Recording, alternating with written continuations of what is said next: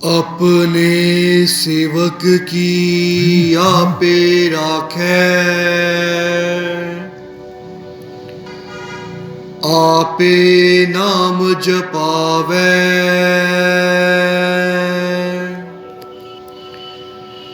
जह जह काज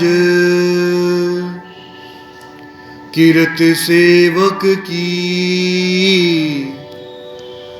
तहाँ तहाँ उठतावै। सेवक को निकटी होए दिखावै। जो जो कहे ठाकुर पह सेवक, तत्काल होए आवे। रहाओ तिस सेवक के, हाँ बलहारी। जो अपने प्रभ पावे, तिसकी सोए सुनी मन हरिया। तिस नानक परसन आवे। वाहिगुरु जी का खालसा, वाहिगुरु जी की फतेह। आज हम जो साखी सुनने जा रहे हैं वो है भाई टिंग जी की। एक बार की बात है, कहते हैं कि कुछ लोग जो कि गुरमुख थे, गुरसिख थे, वे आपस में बैठकर गुरु की वार्तालाप कर रहे थे। जिस प्रकार आम हम गांव में देखते हैं, लोग इकट्ठे होकर बैठते हैं, संगत करना पसंद करते हैं। संगत दो प्रकार की होती है। एक तो होती है कुसंगत, जो इस कुसंगत में फंस जाता है, मैं तो कहूंगा कि उसका सारा जीवन ही नष्ट हो जाता है। यदि कोई मनुष्य भले ही वो किसी भी उम्र का हो, यदि वो व्यक्ति उस मनुष्य को कुसंगत मिल जाती है, यानी कि बुरे लोगों का संग मिल जाता है, तो कहते हैं कि उसकी जो आने वाला जीवन होता है वो बाउम्र पाप के दलदल में फंस जाता है। कई बार हम देखते हैं संसार में कि बचपन में ही जब बच्चा पाठशाला जा रहा होता है, स्कूल जा रहा होता है, तो उसे वहां पर गंदे बच्चों का संग मिल जाता है, जो कि गंदी बातें करते हैं और उस बच्चे को गंदे राह पर ले जाते हैं, जिसके कारण उस बच्चे का जीवन बर्बाद हो जाता है, नष्ट हो जाता है। और यही बात हम देखते हैं, कई बार ऐसा भी होता है कि भले ही बच्चा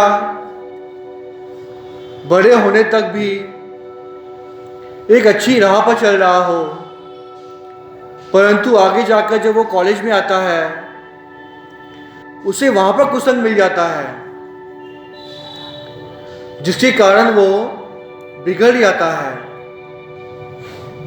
कई बार तो ऐसा भी देखा गया है कि जब मनुष्य काम पर लग जाता है, भले ही उसका पहले का जीवन बहुत ही अच्छा हो, परंतु जहां वो आज काम कर रहा है, वहां अगर वो कुसंग कर लेता है, बुरे लोगों का संग उसे मिल जाता है, तो कहते हैं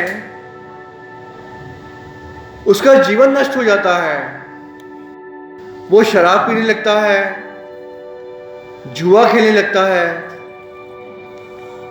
इत्यादि नशे करने लगता है। कहते हैं इस कुसंग के कारण, बुरी संगत के कारण, संग का रंग लगने के कारण व्यक्ति का जीवन आप तो नष्ट होता ही है, परंतु वो अपने सारे परिवार का जीवन बर्बाद कर देता है। यह हम आम अक्सर देखते हैं इस संसार में। जिस मनुष्य को कुसंगत मिल गई, बुरा संग मिल गया, बुरे संग के रंग में वो रंग गया, बुरे काम करने लगा,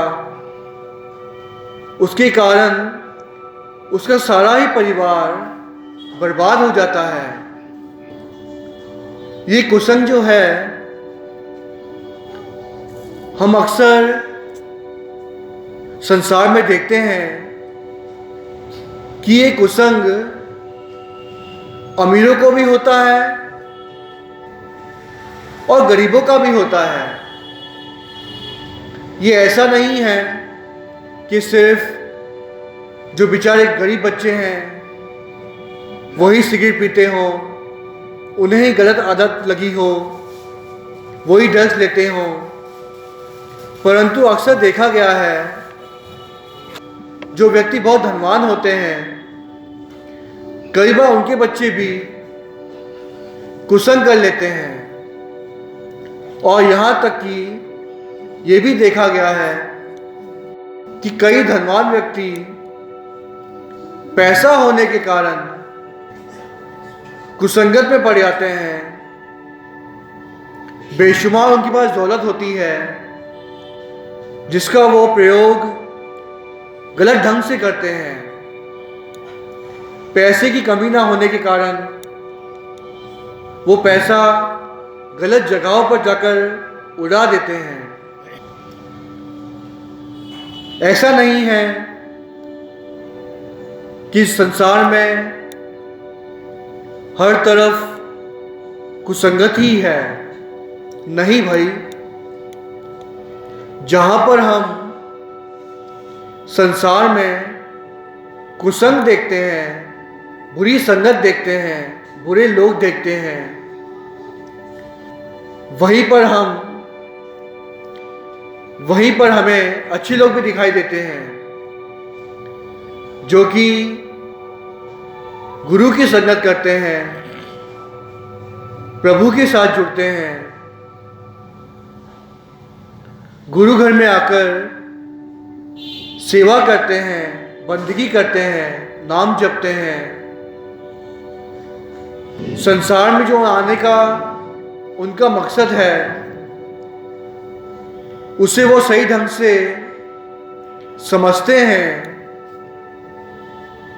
नाम जप कर, सेवा करके, अमृत वेला संभाल कर, नाम वादी के साथ जुड़कर वो अपने जीवन को सफला करते हैं। इसी प्रकार कहते हैं ये जो पाई टिंग जी थे वो एक आम व्यक्ति थे,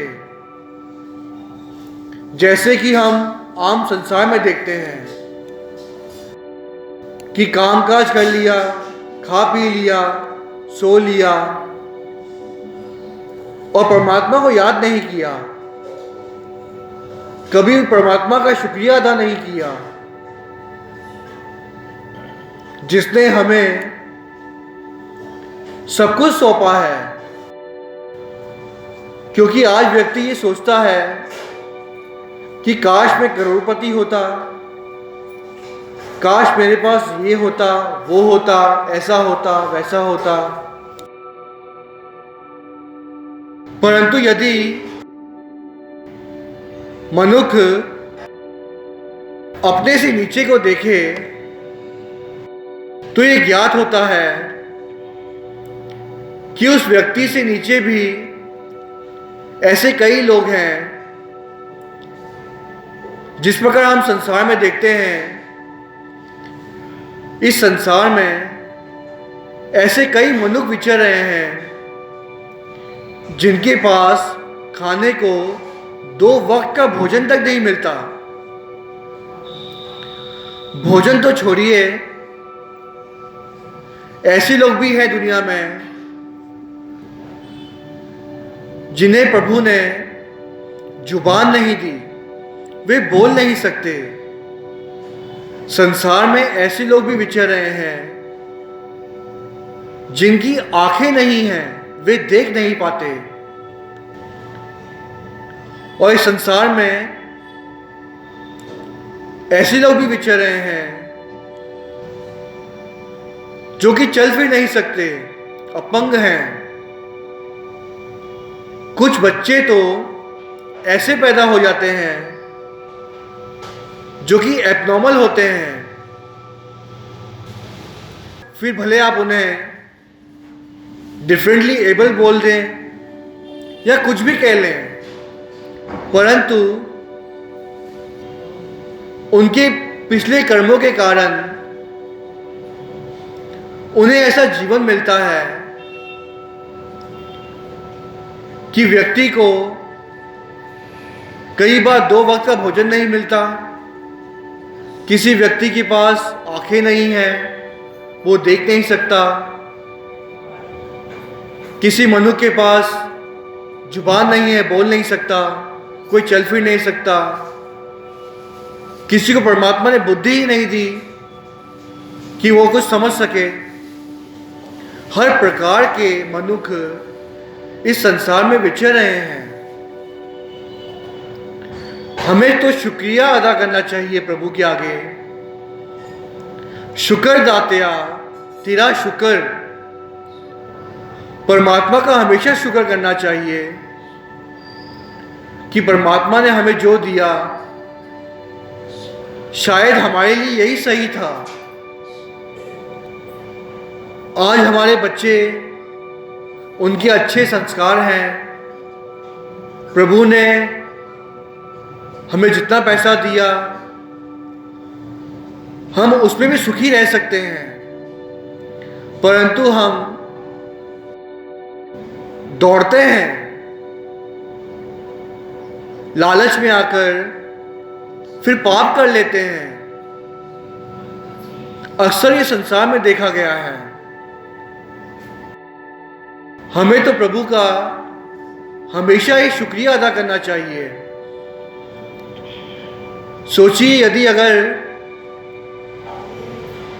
प्रभु ने ज़्यादा पैसा दे दिया और घर में रोग आ गए तो क्या फ़ायदा? और उस पैसे के कारण हमने कुसंग कर लिया, हम गलत राह पर चल दिए तो क्या फ़ायदा? हमें जो कुछ भी मिला है इस संसार में, हमारे ही पिछले बीजे हुए कर्मों के अनुसार मिला है।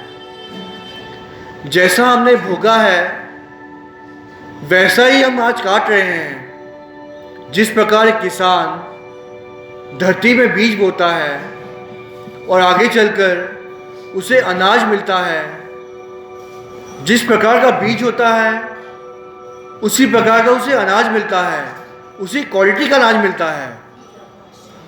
उसी प्रकार जिस प्रकार पिछले जन्मों में हमने जितना नाम जपा है, जितनी भक्ति की है, जितनी सेवा की है, उसी अनुसार हमें इस संसार में ये जीवन मिला है। उसी प्रकार हम संसार में विचर रहे हैं। हमें तो हमेशा ही गुरु के चरणों में शुक्रिया अदा करना चाहिए और हमेशा ही अच्छा संग करना चाहिए और कुसंगत से दूर रहना चाहिए। तो कहते हैं ये जो पाई तिंगजी थे वो रास्ते से जब गुजर रहे थे तो उन्होंने कुछ 4-5 लोगों को बैठक बनाते हुए देखा। वे लोग गुरु के प्यारे सिख थे, गुरमुख थे और गुरु की बातें कर रहे थे। जिस प्रकार हम आम संसार में देखते हैं कि जिस प्रकार जो व्यक्ति गुरु की संगत करके आया हो, वो आकर अपने दोस्तों को बताता है, गुरु के बारे में बताता है कि आज गुरुद्वारे में क्या हुआ, गुरु ने हमें क्या उपदेश दिया, हमें क्या समझाया। तो इसी प्रकार की बातें वे चारों पांचों बैठकर वहां पर कर रहे थे। कुछ लोग किसी कारणवश गुरु के घर पर नहीं जा पाए थे, तो उन लोगों को, बाकी के जो लोग थे, वो गुरु की बात बता रहे थे। वो समा था दूसरी पातशाही तन तन साहिब श्री गुरु अंगद देव जी का। कहते हैं उन व्यक्तियों ने एक दूसरे को बताया कि कल जब हम गुरु अंगद देव जी महाराज जी की संगत करने गए तो गुरु साहब जी ने हमें ये उपदेश दिया कि हम इस जग में करने के आए हैं। गुरु ने विचार रखा संगत के आगे कि हम सभी को इस संसार को छोड़कर चले जाना है और हम ये सांसारिक वस्तुएं जमा करते जा रहे हैं, इसी के पीछे दौड़ रहे हैं, जबकि हमें हमारे मरने के बाद, हमारे संसार से चले जाने के बाद जो धन काम आएगा, उस धन को तो हम कमा ही नहीं रहे हैं। ये सभी को पता है कि हमें संसार से चले जाना है, कभी संसार में हमेशा के लिए नहीं रहना, परंतु फिर भी हम इस संसार का ही धन इकट्ठा कर रहे हैं, इसी के पीछे ही दौड़ रहे हैं। और जो दरगाही धन है, जिसके कारण हमें ये मनुष्य जीवन मिला है, उस धन को हम कमा ही नहीं रहे हैं, क्योंकि जिस कारण हमें इतना अच्छा देह मिला, मनुष्य जीवन मिला, हमें जुबान दी भगवान ने ताकि हम नाम जप सकें, हाथ पैर दिए ताकि हम गुरु घर में चल के आ सकें, गुरु घर की सेवा कर सकें, हमें आंखें दी हैं ताकि हम गुरु के दर्शन कर सकें, सेवा बंदगी कर सकें, पाठ कर सकें, परंतु हम आज सिर्फ और सिर्फ दुनियावी धन के पीछे दौड़ रहे हैं, जिसका कोई अर्थ नहीं है। जिस प्रकार गुरु तेग बहादुर साहब जी ने फरमाया है, राम गयो रावण गयो जाको भव परिवार। उस रावण का इतना बड़ा परिवार था, सोने की लंका थी, वो मूर्ख रावण क्या ले गया? सब कुछ छोड़कर जाना है हमें। परंतु आज हम उसी धन के पीछे दौड़ रहे हैं जो धन हमें यहीं पर छोड़कर जाना है, परंतु जो नाम बानी, सिमरन, सेवा हमारे साथ जाने वाली है, उस पर हमारा ध्यान नहीं जा रहा। मैं ये नहीं कहता कि धन ना कमाओ, संसारिक धन भी बहुत जरूरी है, परंतु ये धन सिर्फ उतनी देर ही काम आता है जितनी देर हम इस संसार में विचरते हैं। ये बात और है कि वो धन हमारे जाने के बाद हमारे परिवार के भी काम आता है, परंतु हमें संसार में आने का उद्देश्य को पहचानना है। हमें संसार में प्रभु ने मानुष देह देकर इसीलिए भेजा है क्योंकि हम देखते हैं जो और जानवर, पशु पक्षी संसार में दिखते हैं, वो नाम नहीं जप सकते, सेवा बंदगी नहीं कर सकते, प्रभु की प्राप्ति नहीं कर सकते, परंतु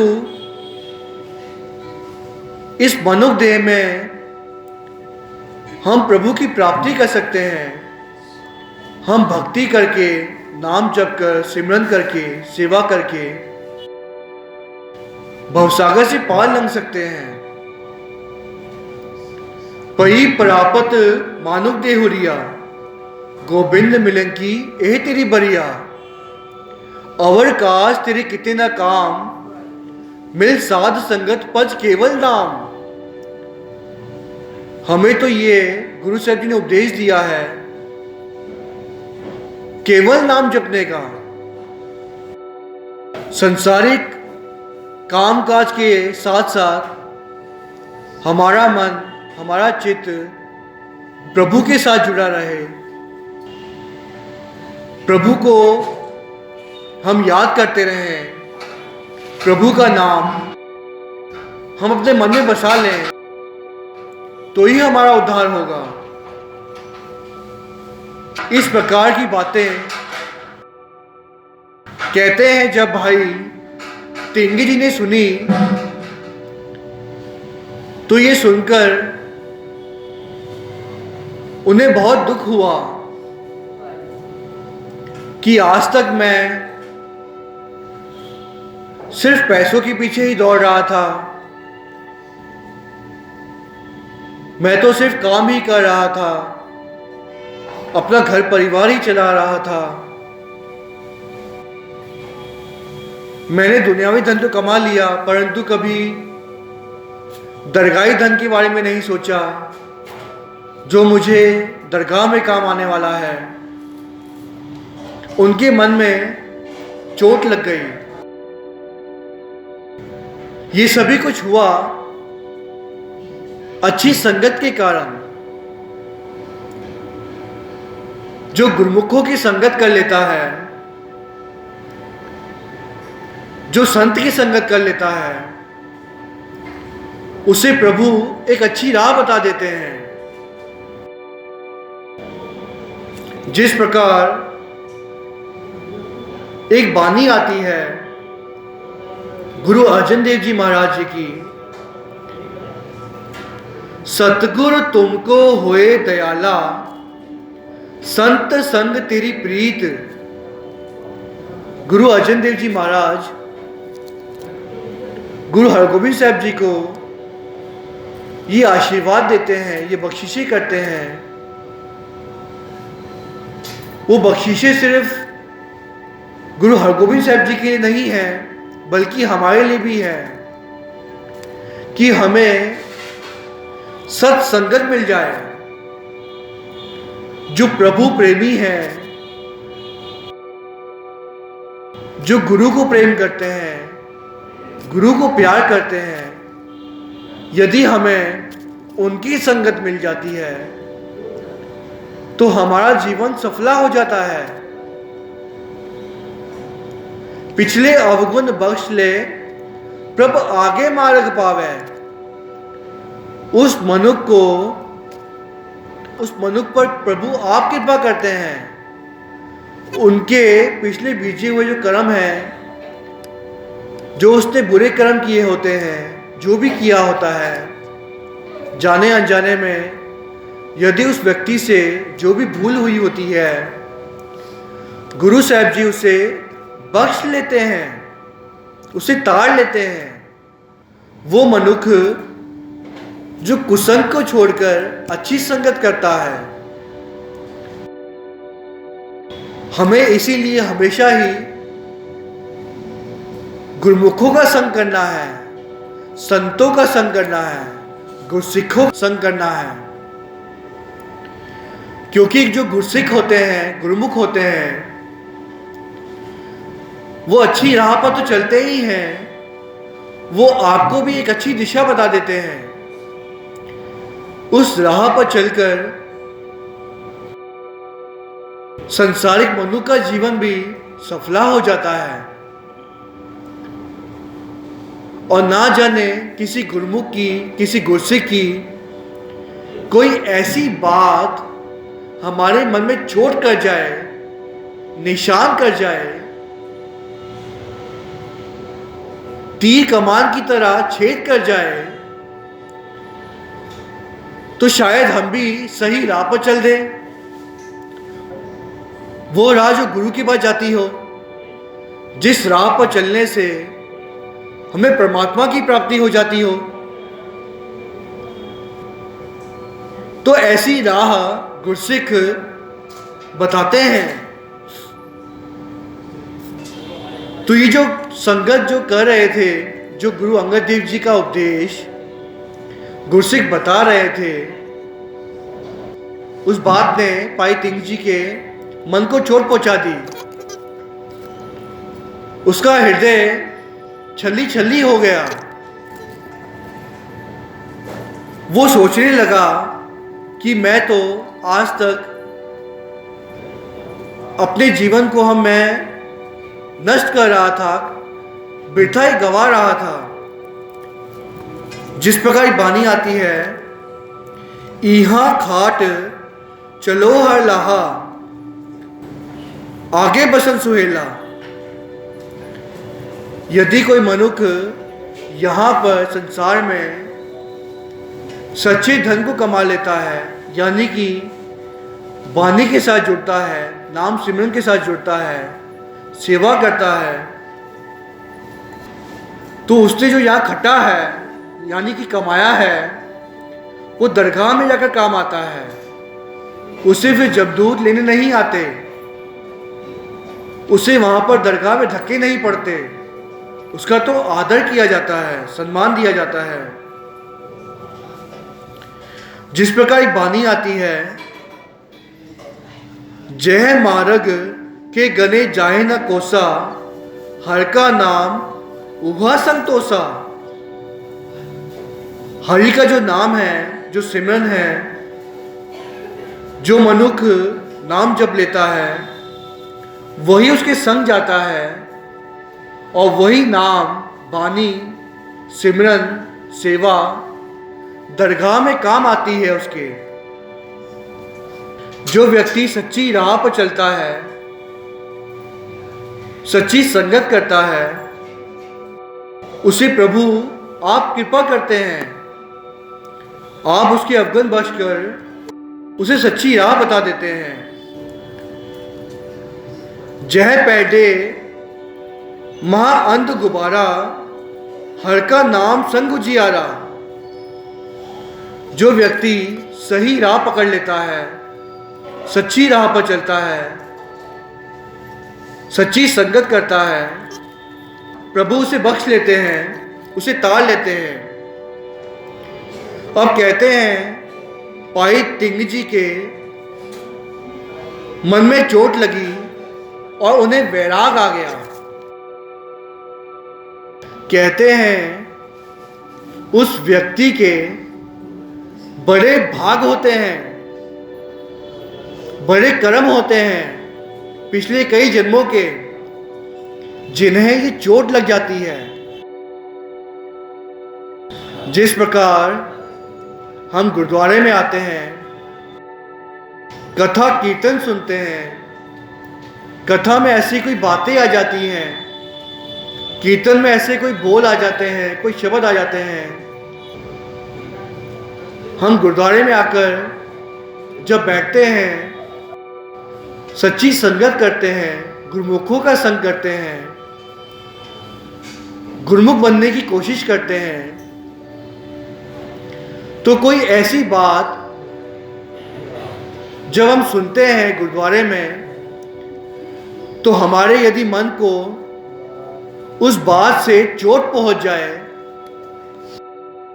वो बात घर कर ले हमारे दिलो दिमाग में, कोई ऐसी बात जो हमें चुभ जाए कि नहीं, मैं जो कर रहा हूं वो गलत है, गुरु ने तो इस प्रकार का उपदेश दिया है। जिस प्रकार हम 9वें पातशाही जी के श्लोक पढ़ते हैं, सुनते हैं आकर गुरुद्वारे में, गुरु तेग बहादुर साहब जी 9वीं पातशाही, सारी की सारी इनकी जो बानियां हैं वो वैराग भरी हैं। अगर आप सच्चे दिल से, प्रेम भाव से गुरु तेग बहादुर साहब जी की बानी सुने या पढ़ें और समझने की कोशिश करें एक एक शब्द को, तो गुरु तेग बहादुर साहब जी 9वीं पातशाही की जब बानी हम सुनते हैं, तो एक एक शब्द, एक एक बानी उनके, एक एक सेंटेंस उनका हमारे हृदय को, हमारे हृदय रूपी घर को चोट पहुंचाता है कि हम संसार में कर क्या रहे हैं, हमें करना क्या चाहिए, क्या हम जो कर रहे हैं दरगाह में, जब हम इस संसार को छोड़कर जाएंगे, जो भी कुछ हम कर रहे हैं, क्या उसका कुछ लाभ होने वाला है? ऐसे तो इस संसार में कई लोग आए, संसार में हजारों सालों से अरबों लोग आकर चले गए, उन्होंने भी यही सब किया। सुबह उठे, स्नान पानी कर कर काम पर चले गए, खाया पिया, दिन व्यतीत हो गया, रात आई, सो गए, रात सोकर गुजार दी। आज वो सब कहाँ हैं? आज यदि हम अपने परदादों को देखें, जो पिछले बीते हुए समय में लोगों को सोचे, समझे, देखें, वो सब कहाँ हैं?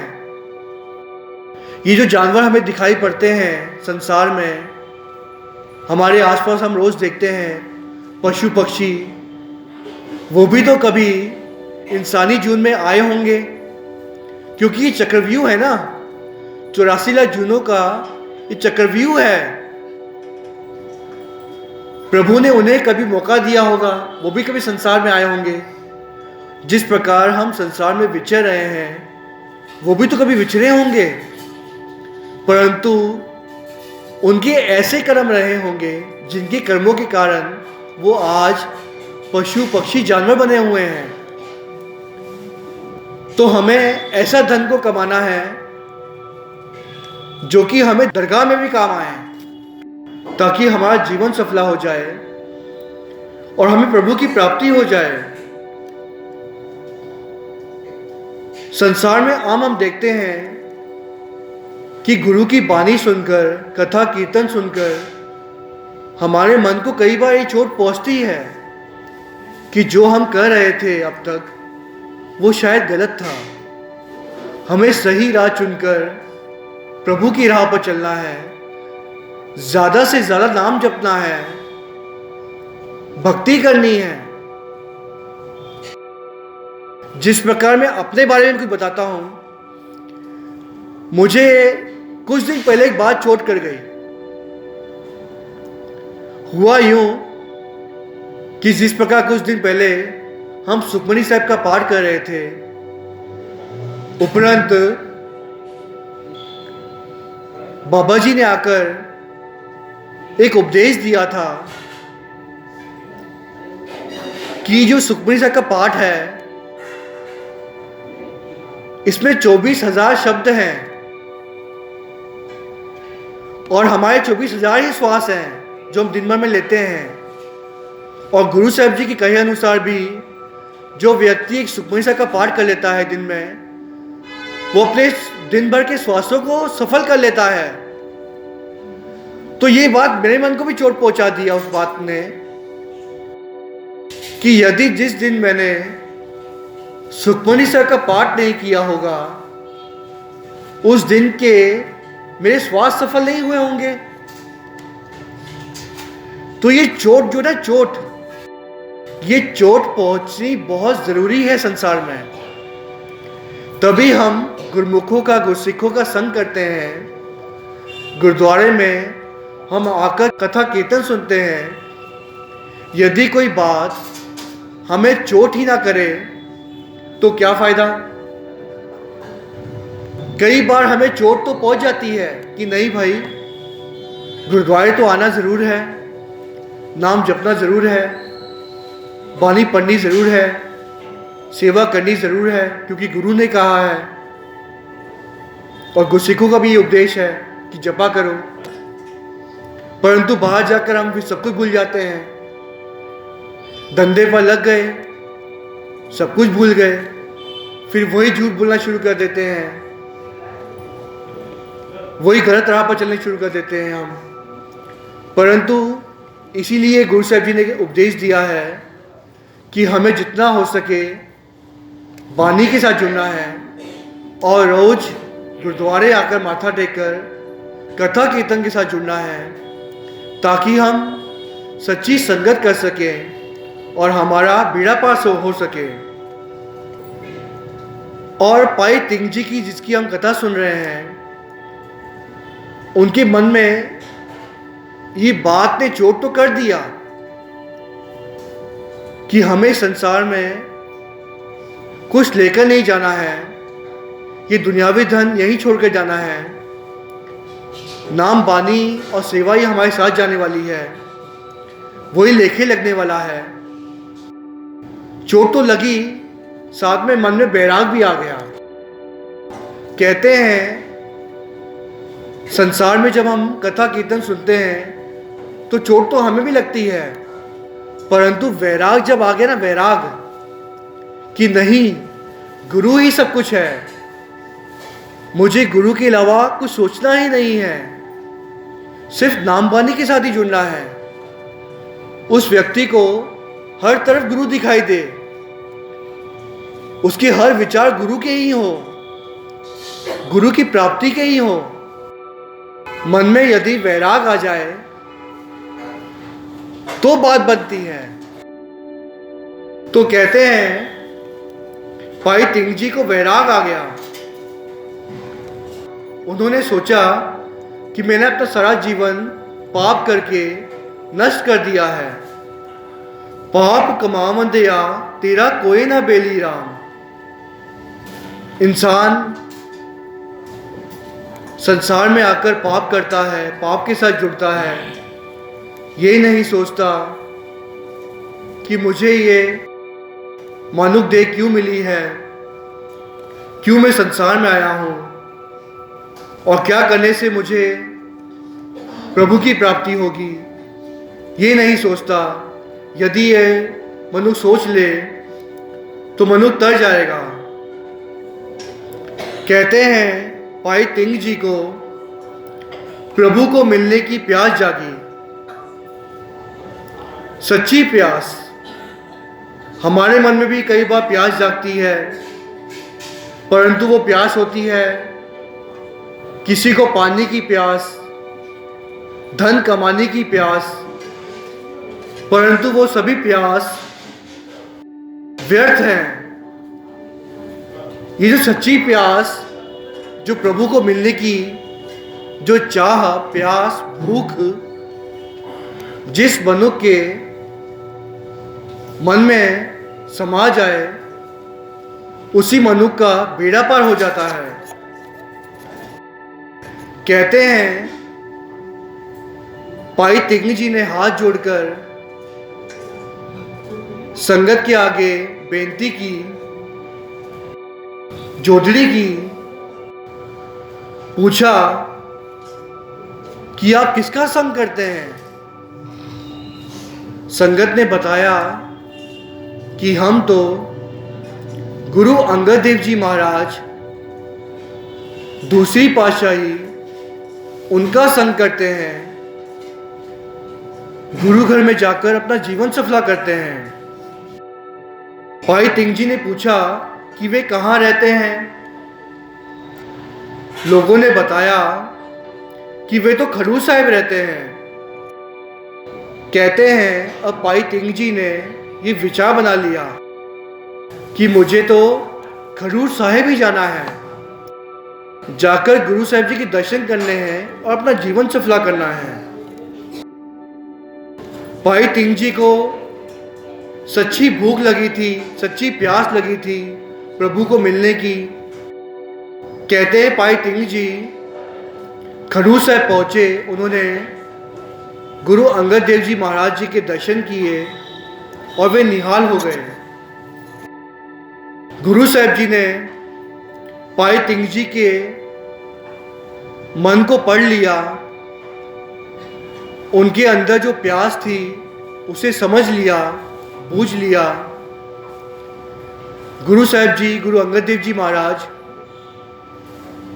आप परमात्मा का ही रूप हैं, काटकट के अंतर की जानत, भले बुरे की पीर पहचानत। गुरु साहिब जी सब कुछ जानते हैं। अब हुआ यूं, ये जो भाई तिंग जी थे उन्होंने गुरु घर में सेवा करनी शुरू कर दी। भक्ति में वे जुड़ गए, लंगर पकाते, संगत में लंगर बरताते, सेवा करते, झूठे बर्तन धोते, मांजते, तप्पड़ झाड़ते, दरिया झाड़ते। गुरु घर की सेवा भाई तिंग जी बहुत ही प्रेम से कर रहे थे। गुरु साहिब जी ने भाई तिंग जी की सेवा को देखकर वे उन पर टूट पड़े, निहाल हो गए। और निहाल होकर गुरु साहिब जी अंतर्यामी पिता परमेश्वर सभी को जानते थे कि भाई तिंग जी के अंदर प्रभु के प्रति प्रेम पल रहा है। और उसी प्रेम को देखकर, सच्ची भक्ति को देखकर, सच्ची सेवा को देखकर गुरु अंगद देव जी महाराज जी ने भाई तिंग जी को अपना मुख्य सेवादार बना लिया। धन भाग हैं भाई तिंग जी के, जो कि वो गुरु अंगद देव जी महाराज जी के मुख्य सेवादार बने। और कहते हैं जब गुरु अंगद देव जी महाराज स्नान करने जाया करते थे तो ये जो भाई तिंग जी थे उनके लिए वो पानी गर्म किया करते थे। उन्हें अपने हाथों से भोजन पकाकर छकाया करते थे। जरा सोचिए कितने बड़े भाग होंगे भाई तिंग जी के। वो व्यक्ति जो कि हमारी तरह एक आम व्यक्ति था, जो कि काम काज करता था, धंधे पर जाता था, परिवार चलाता था, परंतु सच्ची संगत करके उसका जीवन देखो कहां पहुंच गया। सच्ची संगत उन्होंने की, कुछ बोल गुरसिखों के सुन लिए, वो बोल को अपने मन में बसा लिया। उन बातों ने भाई तिंग जी के मन को चोट पहुंचा दी और वे सुधर गए। और हम तो, हमारा जीवन किसी का 40 साल, किसी का 20 साल, किसी का 70 साल बीत चुका है। गुरु घर में हम रोज आते हैं, कथा कीर्तन भी सुनते हैं, परंतु क्या हमारे मन में आज तक गुरु की कही हुई किसी बात ने आज तक चोट नहीं पहुंचाई आपको? अगर नहीं पहुंचाई तो समझ लीजिएगा जैसा हमारा जीवन 40-70 साल का बीत चुका है, बाकी भी बीत जाने वाला है और समय आ जाएगा जाने का, संसार से निकल लेने का। क्योंकि हमसे पहले भी कई आए, कई चले गए। जब तक कोई बात हमारे मन को चोट नहीं पहुंचाती, वाणी हम सुनते हैं, विचार भी सुनते हैं, कथा कीर्तन के साथ भी जुड़ते हैं, परंतु जब तक कोई बात, कोई वाणी, कोई विचार हमारे मन को चोट नहीं पहुंचाएगी, तब तक तरना मुश्किल है। ये बात हमें इस साथी से सीखने को मिलती है। भाई तिगी जी के मन को चोट पहुंची, आज वो कहां पहुंच गए? आज वो गुरु अंगद देव जी को स्नान करवाते हैं, उन्हें लंगर छकाते हैं, उनकी टहल सेवा करते हैं, यहां तक कि गुरु अंगद देव जी के उतारे हुए कपड़े धोते हैं। जरा सोचिए, गुरु साहब जी के दर्शन हमें मिल जाए तो हम सोचेंगे हमारा जीवन सफल हो जाए। वो तो उनके कपड़े धोया करते थे, कितने बड़े भाग होंगे, जरा सोचिए आप। सिर्फ ये सब कुछ हुआ चोट पहुंचने के कारण। अब हुआ यूं, गुरु अंगद देव जी महाराज पाई तिंग जी पर और निहाल हो गए, क्योंकि जो प्यार, जो प्रेम पाई तिंग जी के हृदय में बस रहा था, पल रहा था, गुरु अंगद देव जी महाराज उसे पहचान रहे थे, समझ रहे थे कि सच्चा भगत हो गया है, सच्चा प्रेम करने लगा है। अब हुआ यूं, गुरु अंगद देव जी महाराज जी ने पाई तिंग जी को अपने पास बुलाया, उस पर रहमतें करने के लिए, उस पर बख्शिशें करने के लिए। कहा कि आपको कुछ मर्यादों पर चलना है, कुछ रहतनामा बताया। जिस प्रकार हम अमृत छकते हैं जब, तो हमें रहत मर्यादा बताई जाती है कि आपको अब ये सब करना है और ये सब नहीं करना। अमृत वेला संभालना है, वाणी के साथ जुड़ना है, भक्ति करनी है, सिमरन करना है। आप तो जुड़े ही हो, औरों को भी साथ में जोड़ना है, गुरु के साथ औरों को भी तार देना है। ये सब रहत मर्यादा अमृत छकने के समय बहुत कुछ बताई जाती है, जिसके अनुसार हमें चलना होता है। तो अब हुआ यूं, पाई तिंग जी को गुरु अंगद देव जी ने बताया कि आपको मैं जो रहत मर्यादा दे रहा हूं, आपको सारे जीवन भर उस पर चलना है, उस पर अमल करना है, उसका पालन करना है, उस पर पहरा देना है। पहरा देना वो होता है कि गुरु ने जो कह दिया उसे रट लिया, पढ़ लिया, फिर भूल गए, वैसा नहीं। जो वाणी हम पढ़ते हैं उस पर अमल भी तो करना है।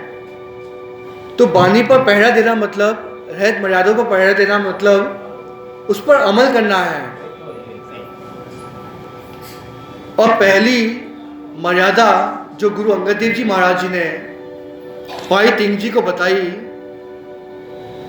वो ये थी, मनमत छोड़कर गुरमत धारण करनी है और गुरु को अपना मन अर्पण कर देना है। ये बात तो गुरु साहब जी ने सिर्फ उनके लिए नहीं कही, हमारे लिए भी कही है कि हमें मन की मत को त्यागना है, यानी कि मनमत त्याग देना है, और गुरुमत को धारण करना है, यानी कि जो गुरु कहते हैं उस पर अमल करना है, उस पर विचार करनी है, उस पर चलना है। पर आज हमारा जीवन किसी का 20 साल, किसी का 40 साल, किसी का 70 साल भी बीत चुका है। अपने अपने मनों में यदि अगर हम झांक कर देखें तो आज हम कहाँ हैं, और ये हमें विचार करना है कि हम आज भी मनमत के अनुसार तो नहीं चल रहे। क्या हम गुरुमत के अनुसार चल रहे हैं?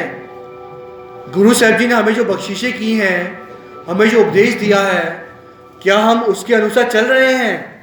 ये हमें सोचना है। गुरु साहब जी ने आगे कहा, मैं मेरी मान अपमान, वैरी मित्र, अपना बेगाना, इन सब चीजों को गुरु के चरणों में अर्पण कर दो। मैं मेरी, हम तो उसी में फंसे हुए हैं। ये तो मेरा है, ये घर मेरा है, ये दौलत मेरी है, ये दुकान मेरी है, ये मेरा परिवार है, ये मेरा बच्चा है, उसी में फंसे हुए हैं। कहते हैं बकरी होती है, बकरा होता है, वो भी मैं करता है सारा जीवन भर, और हम भी कुछ वैसे ही करते हैं। मैं सब कुछ मैं ही हूं, अहंकार करते हैं। गुरु घर में सेवा भी करते हैं तो मैंने की, अगर मैं ना करूं तो कौन करेगा? हर जगह मैं ही हूं जो कर सकता हूं, नहीं तो कौन करेगा? कई बार तो ऐसा भी मन में विचार आता है, जो व्यक्ति घर चलाता है वो सोचता है कि घर मैं चला रहा हूं, मैं कमा रहा हूं, 2 बच्चे पढ़ रहे हैं, मैं धन दे रहा हूं तो कपड़े मिल रहे हैं इनको, मैं ना करूं तो कौन करेगा? नहीं भाई, ये मैं ही है जो व्यक्ति को मार देती है और नरक तक पहुंचा देती है। ये जो हमने पिछले जन्मों में नाम जपा है, बानी पड़ी है, सेवा की है, ये उसका फल है जो हम कपड़े पहन रहे हैं। मैंने कुछ साल पहले भी आपसे, 2 साल पहले शायद की बात है, आपको बात कही थी कि आपकी अगर शर्ट 500 की है तो आपने पता है 500 की शर्ट क्यों पहनी है? कुछ लोगों के पास फटे हुए कपड़े हैं, वो इसलिए पहने हैं कि आपके पिछले बीजे हुए कर्म, उसका फल मिला है, जो आपको 500 की शर्ट 1000 की शर्ट पहनने को मिली। कुछ लोग तो ऐसे हैं, जैसे आपने अभी थोड़ी देर पहले कथा सुनी कि संसार में ऐसे लोग भी विचर रहे हैं जिनके हाथ पांव नहीं है, जुबान नहीं है, आंखें नहीं है, घर में धन दौलत नहीं है, भीख मांग रहे हैं रास्ते पर बैठकर। यदि आपको प्रभु ने कुछ दिया है तो आपके बीजे हुए कर्मों के अनुसार दिया है।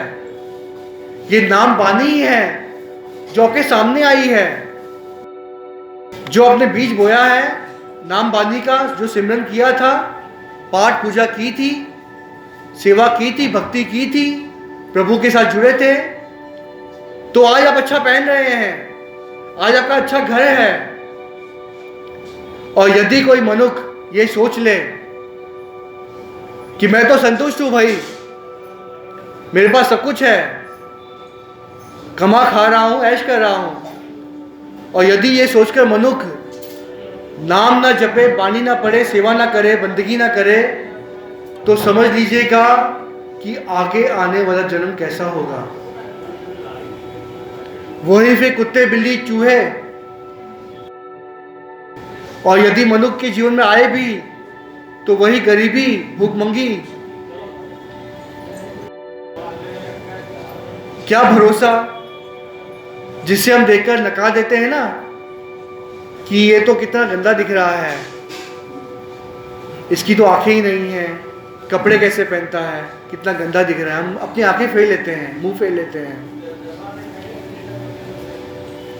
अगर हम नाम नहीं जपेंगे, सेवा नहीं करेंगे, बंदगी नहीं करेंगे, तो समझ लीजिएगा कल को ये हमारे साथ भी हो सकता है।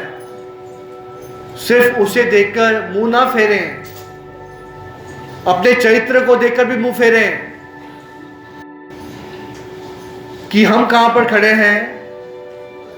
कल उसने नहीं बीजा तो आज उसे ये मिला, अगर आज हम नहीं बीजेंगे तो हमारा कल क्या होने वाला है, ये सोचना भी बहुत जरूरी है।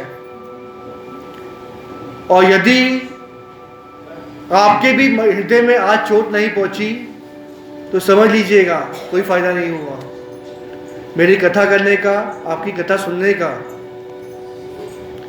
प्रण कर लें, मन में धारण कर लें कि एक सुखमनी साहब का पाठ करना ही है, जपजी साहब का पाठ सुबह करना ही है, ये प्रण कर लें आज।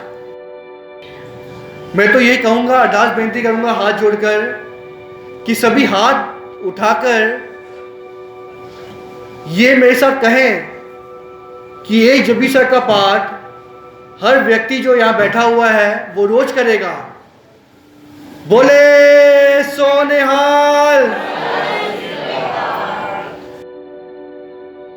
जिन्होंने हाथ नहीं उठाया, मैं समझ पा रहा हूं, आप भी शायद समझ सकते हैं कि वो शायद पाठ करना नहीं चाहते, ये अपना आगे आने वाला कल सुधारना ही नहीं चाहते। ये तो भाई उनकी मर्जी है, क्योंकि गुरु साहब जी भी हमें उपदेश देते आ रहे हैं। गुरु ग्रंथ साहब महाराज जी में 1430 अंग हैं और हर अंग पुकार पुकार कर हमें कह रहा है कि नाम के साथ जुड़ें, वाणी के साथ जुड़ें, भक्ति के साथ जुड़ें, सेवा करें, सिमरन करें। और यदि हम फिर भी ना जुड़े, फिर भी जपजी साहब का पाठ तक ना करें, तो समझ लीजिएगा मैं गुरु घर में कह रहा हूं कि आगे आने वाला कल हमारे लिए बहुत कठिन होगा, बहुत मुश्किलों से हमें गुजारना पड़ेगा। तो मैं हाथ जोड़कर यही बेनती करूंगा आप सभी के आगे कि जपजी साहब का पाठ, कम से कम जपजी साहब का पाठ रोजाना का, रोजाना का जरूर करें, तो ही आज हमारा ये कथा कीर्तन सुनना सफल हो पाएगा। अब गुरु साहब जी ने आगे कहा था कि मैं मेरी छोड़ दो, ये सब मेरा है, मैं कर रहा हूं, ये सब छोड़ दो। मान अपमान, हम सोचते ना कि मैं तो बहुत अमीर हूं, मेरा बहुत मान है, मैं तो ऐसा हूं, मैं तो वैसा हूं, धनवान हूं, इसके पास तो कुछ भी नहीं है, मेरे पास सब कुछ है। हम गुरुद्वारे में भी आके ये सोचते हैं कि कौन कैसे माथा टेक रहा है, वो क्या पहनकर आई है, वो क्या पहनकर आया है, मैंने तो इससे अच्छा पहना हुआ है। हम गुरु घर में आके भी ये सब सोचते हैं। कई लोगों के, कई मनुष्यों के मन का ये विचार होता है कि वो गुरु घर को भी नहीं छोड़ते। यहां पर आकर भी उनके विचार इसी प्रकार के चलते हैं, क्योंकि वो मनोवृत्ति बनी हुई है हमारी इस प्रकार का सोचने का। वही हम यहां पर आके भी सोचते हैं। तो गुरु साहब जी ने कहा कि मैं मेरा मान अपमान छोड़ दो, कि मेरा किसी ने अपमान कर दिया, मेरा किसी ने मान नहीं किया, मुझे किसी ने इज्जत नहीं दी, वो सब त्याग दो, ये छोड़ दो। गुरु साहब जी ने कहा अपने बेगाने, कि ये तो मेरा अपना है, वो मेरा बेगाना है, ये मेरा मित्र साथी है, वो मेरा दुश्मन है, ये सब कुछ छोड़ दो। ये सभी उपदेश गुरु अंगद देव जी महाराज जी ने पाई तिंग जी को दिए। और सिर्फ मैं कहता हूं पाई तिंग जी को ही नहीं, हम सभी को दिए हैं। हम सभी को इस पर विचार करना है, इस पर अमल करना है। उसमें मैं भी आता हूं। गुरु साहब जी ने कहा आप खाली हो जाओ। हम क्या भरे हुए हैं इन सभी चीजों से कि मैं, मेरा है, मेरी मित्र है। गुरु साहब जी ने कहा है मैं नहीं किछ हो नहीं, किछ आहे न मोरा, अवसर लज्जा राख ले हो सधरा जन तोरा। हमें अपनी मैं को छोड़ देना है और एक भगत बनकर, जिज्ञासु बनकर गुरु के चरणों में अपने मन को अर्पण कर देना है, तो ही बात बनेगी। जिस प्रकार एक वाणी आती है भगत कबीर जी की, कबीर मेरा मुझ में किछ नहीं, जो किछ है सो तेरा, तेरा तुझको सौंप दे, क्या लागे मेरा। अपना सब कुछ गुरु के चरणों में सौंप दो। तन मन धन सब सौंप गुरु को, हुक्म मनिए पाइए। सब कुछ गुरु के चरणों में सौंप दो और गुरु के हुक्म को मानो, तो ही बात बनेगी। मन बेचे सतगुरु के पास, ते सेवक के कारज रास। जो गुरुमुख, जो बंदा, जो मनुख अपने मन को गुरु के चरणों में अर्पण कर देता है, गुरु उसके सारे कारज रास कर देते हैं। अब गुरु साहब जी ने भाई तिंग जी को दूसरा उपदेश दिया। कहा कि आपको शेर की वृत्ति रखनी है। शेर की वृत्ति रखना मतलब जिस प्रकार शेर सोचता है उस प्रकार आपको सोचना है। यानी कि आपने अगर शेर को देखा होगा, डिस्कवरी चैनल में हम देखते हैं, एनिमल प्लैनेट चैनल पे हम देखते हैं शेर को शिकार करते हुए, तो सामने हिरन खड़ा होता है, तो उस हिरन का शिकार करने के लिए शेर जो होता है ना, वो एक नजर होकर उसे देखता रहता है, इंतजार करता है, जैसे मौका मिलता है झपट्टा मार लेता है और हिरन का शिकार कर लेता है। तो गुरु साहब जी ने कहा कि आपको शेर की वृत्ति रखनी है, यानी कि अपने टारगेट को पहचानना है। आपका टारगेट क्या है? हमारा टारगेट तो होता है दुनियावी धन पदार्थ प्राप्त करने का, धन कमाने का टारगेट होता है, बड़ा बनने का टारगेट होता है। परंतु गुरु साहब जी ने कहा कि ऐसा टारगेट रखो कि गुरु को पाना है, गुरु मिल जाए, कि हमें तर जाना है, ऐसा टारगेट रखो, ऐसा मिशन रखो और उस मिशन पर चलो, टारगेट पर चलो, तो ही उद्धार होगा। तो जो गुरसिख गुरमत के अनुसार चलता है और गुरु के कहे को मानता है और अपने टारगेट को पहचानता है और अपने मिशन के अनुसार चलता है, तो उसे गुरु की प्राप्ति होती है। ये साखी थोड़ी लंबी है, हम इस पर कल फिर विचार करेंगे। बाकी की जो साखी बची हुई है हम कल सुनेंगे और मैं आशा करता हूँ जितनी संगत आज बैठी है कल भी उतनी संगत होगी। कथा करते हुए आप जी की दास से कई प्रकार की भूलें हो गई हैं। साथ संगत बख्शन योग हो, पुल्ला बख्शो और साथ संगत अचीज बख्शो की दास आपकी इसी प्रकार सेवा करता रहे और भवसागर से पार लग जाए। दास को कभी 84 लाख दुनिया न भोगनी पड़े, ऐसी साथ संगत अचीज बख्शना। दास का परिवार सुखी रहे, ऐसी साथ संगत अचीज बख्शना। फतेह का जवाब फतेह में दें। वाहिगुरु जी का खालसा, वाहिगुरु जी की फतेह।